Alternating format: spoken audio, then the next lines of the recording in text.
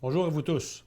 Des difficultés techniques nous ont empêchés de diffuser les assemblées du budget et les assemblées régulières du 14 décembre dernier. Et on tenait vraiment à vous présenter l'allocution que j'ai faite lors de la séance du budget par le biais de cette vidéo. Nous vous présentons le premier budget d'un mandat que vous nous avez confié en novembre dernier. Lors de la dernière campagne électorale, nous nous sommes engagés à maintenir les mêmes mesures de gestion rigoureuses et responsables qui nous caractérisent à Saint-Hippolyte. Une heureuse complémentarité entre les élus déjà en poste depuis quelques années et les nouveaux venus nous a permis de vous proposer un budget à votre image et qui respecte nos engagements de vous offrir des services de qualité. Le premier défi d'importance de notre premier budget fut sans contredit de maintenir la qualité des services à la population. Nous avons dû faire des choix difficiles afin de prioriser certains projets et de les répartir dans le temps.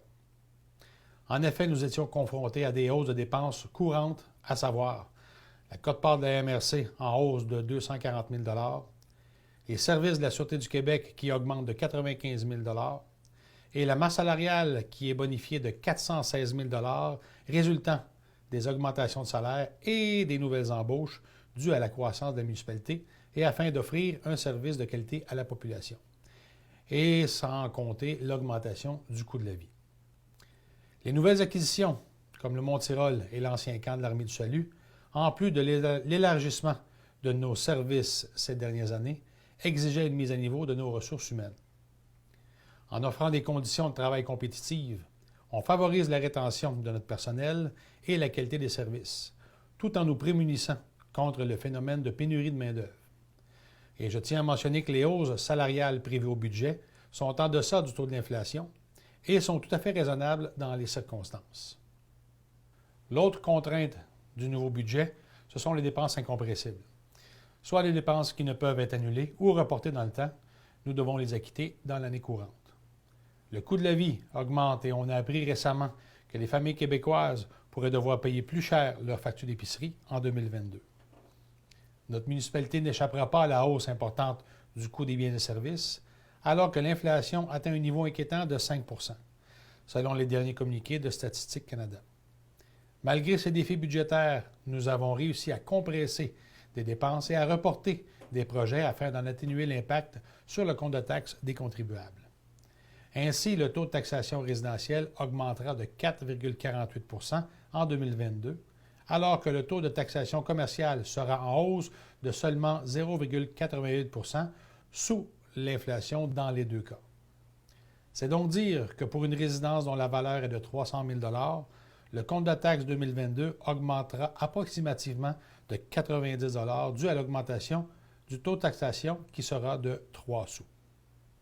Planifier et agir de façon responsable, c'est aussi protéger notre excellente santé financière pour les Hippolytoises et Hippolytois d'aujourd'hui et de demain. C'est pour cette raison que je suis extrêmement fier de vous annoncer que nous avons une fois de plus réussi à réduire notre endettement collectif à long terme. Ainsi, en 2019, nous avons versé plus de 1 million supplémentaire que ce qui était prévu afin d'accélérer le remboursement de la dette. Et malgré les turbulences économiques et la pandémie, les finances de notre municipalité sont en bonne main. Nos assises sont solides et nous envisageons l'avenir avec optimisme. Le programme triennal d'immobilisation prévoit en 2022 des investissements de 5 136 856 $ dans la qualité des services et des infrastructures. À ce chapitre, notons que pour la réfection des routes, on met plus de 1 million par année. Le réaménagement de la descente de bateaux municipale, les ouvrages de stabilisation de la 413e avenue, le réseau de drainage, le programme de drainage du bassin versant du lac Éco, l'éclairage de l'anneau de glace au centre de plein air Roger-Cabana, l'aménagement d'une patinoire à l'ancien camp de l'Armée du Salut et l'achat de génératrices pour respecter notre plan de mesures d'urgence.